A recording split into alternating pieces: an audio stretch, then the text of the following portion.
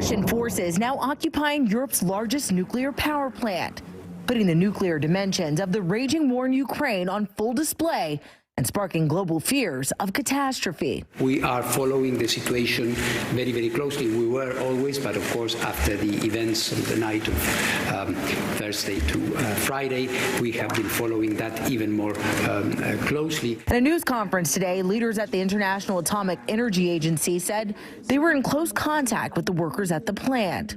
Russian troops gained control Friday after a battle with Ukrainian troops. Multiple rounds of gunfire briefly set the plant on fire, putting the world on high alert, prompting flashbacks to the worst nuclear accident in history at Chernobyl 36 years ago and fears of another catastrophe. Firefighters put the blaze out yesterday, and Ukrainian officials report that no radiation was released. I think it's imperative that we have a framework, and this is why I am prepared to come to Ukraine as soon as possible. It's very difficult to say exactly what the IAEA can and should do. One must remember that this is an organization in place to promote the use of nuclear power. I don't think that they can go into an active war zone, which is why they and others have called for a ceasefire so that we can send in peacekeepers and also inspectors to make sure that these plants are running safely.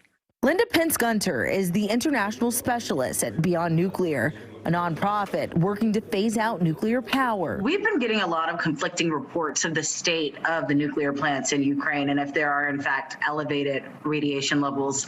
Why do you think there are these discrepancies?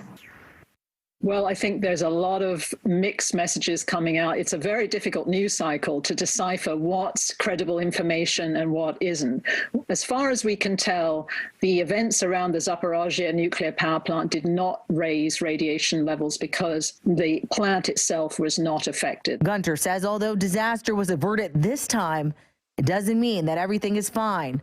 And Russia's pursuit of Ukraine's nuclear plants is a very real threat as the war continues. We're looking at troops approaching the South Ukraine nuclear power plant site. We really don't know what's in the Russian strategy as far as taking these sites over.